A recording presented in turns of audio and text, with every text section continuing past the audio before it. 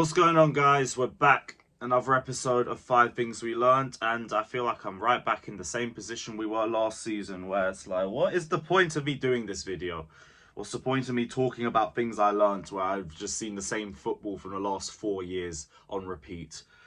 Low Block FC come to the bridge. Low Block FC leave with 3 points because Chelsea FC don't know how to put the ball in the back of the net, and we don't know what to do whenever a team plays against us with a low block, and it is pathetic. It is absolutely pathetic. But we're here. We're here after another defeat. More points dropped. We fall further and further away from the top 4 race, if that even looks realistic right now with the results that are coming up. Things are just bleak. Things are just so bleak right now. I was speaking before this game about how toothless Brentford have been looking this season. I was talking about how their form hasn't been great and they are there for the taking. And then who comes out but fucking Charity FC yet again to just ruin everybody's weekend. I'm sick of it.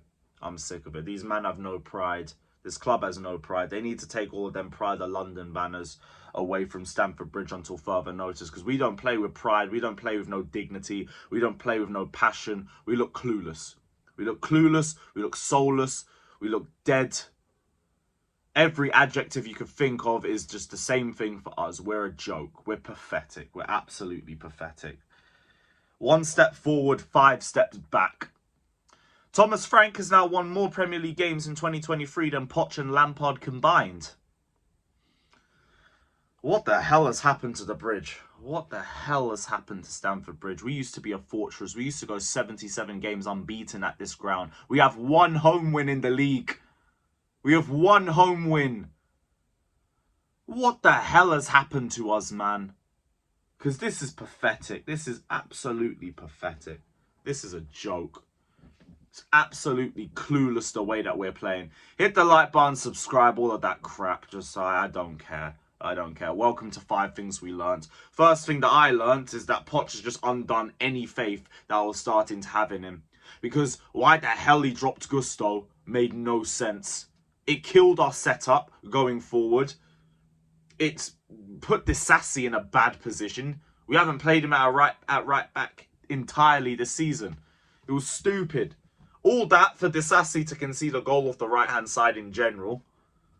That was brilliant. Like, he's meant to be our best defender in the air. He didn't turn up for that one. But in spite of that, what was the point of negating our entire play off the right just to put a centre-back against a team that's going to sit back anyway? Why is there 3 centre-backs against a low block?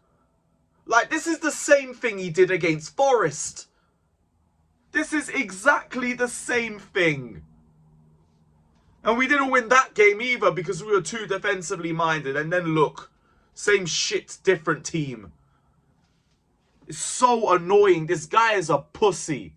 And then he comes out and then he literally says in the press conference that he doesn't really know how to deal with low blocks. Where was even the quote? Let me get this up. Because this is embarrassing. Where was it? We played Liverpool and Arsenal and the team did really well. When you see this type of game like today or Nottingham Forest, we dominate, but we can't score goals when the block is so deep. There are many bodies inside the box and we struggle to score. But in different games when we played Arsenal and Liverpool, the team did really well. That's why we're not worried. So we're not worried because when we play teams that are better than us, we should be able to have a couple more chances as a result of it. How about you figure out how to deal with low blocks first and foremost? Because if we want to talk about why the bridge isn't a fortress anymore, it's because teams can come here, literally park the bus and leave with 3 points. Because we're going to be clueless and we're going to fall into our shells after 30 minutes. How about you figure that one out first? I am running out of patience with this guy very quickly. Very quickly. And this leads me on to my second point. If we are this clueless against low blocks, I have no confidence in any game we have coming up now. Any game.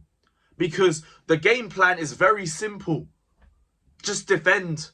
We will give you a goal sooner or later anyway. Now it's not even just the tapped runner fixtures that we have now coming up. It's everything after that.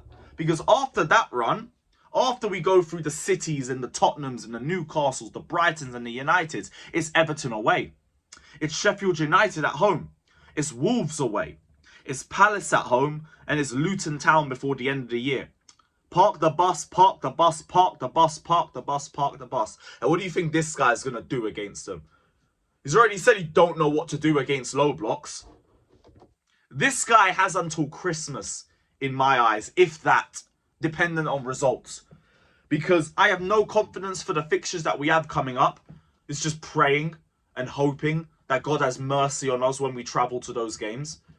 But if he comes out of that run without enough results, and then we go into the Evertons and the Sheffield Uniteds and the Wolves, and he can't figure it out, sack him. Sack him. Because by that point, we will be in the relegation zone. And you know where I'm at when it comes to relegation form. I am washing my hands of that manager if we're in the relegation zone. And we probably will be. Looking at the games we have coming up and looking at the way he's probably going to manage the games after that. So time is ticking for Poch. Get results. Get some fucking results on the table or get rid of him before we win the championship next season. Because this is the conversation that we're probably going to have. Because anyone who thinks we're too harsh, where's the next result coming from? Put it in the comment section. Where is the next result coming from? Because I don't know.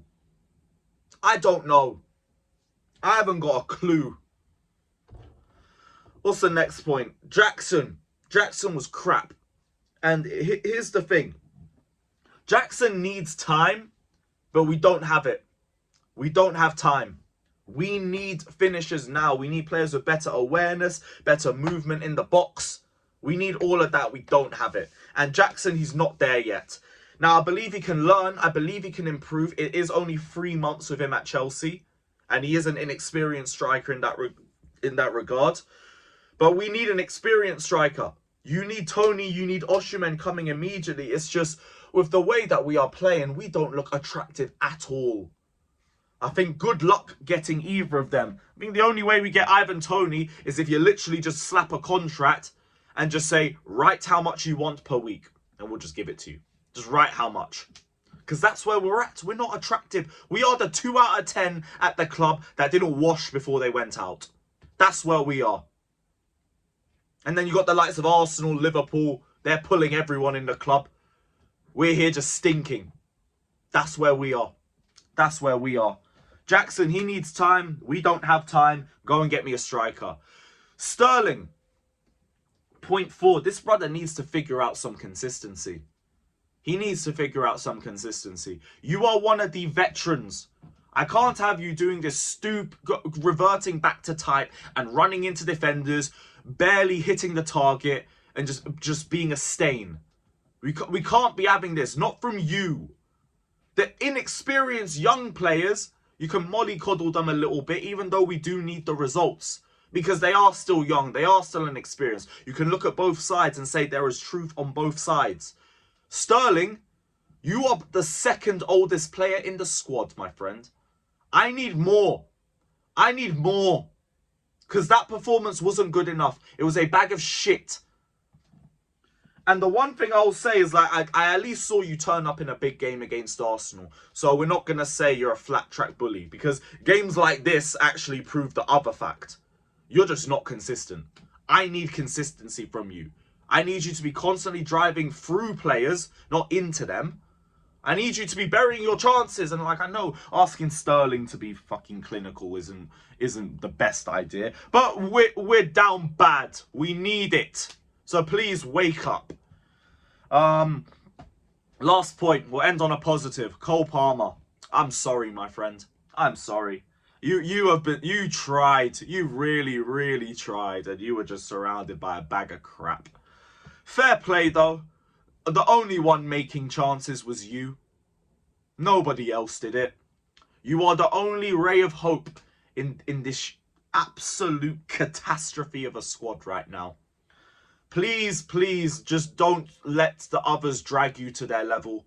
Please just stay and rise above, because if Cole Palmer falls, I don't know who saves this team. I don't know who saves this team. It's that bad. Big up to Cole Palmer. Let's hope the rest of the team could rise to your level sooner or later. And we stink. Big up to everybody that's locked in. Hit the like button, subscribe, and all of that. And peace.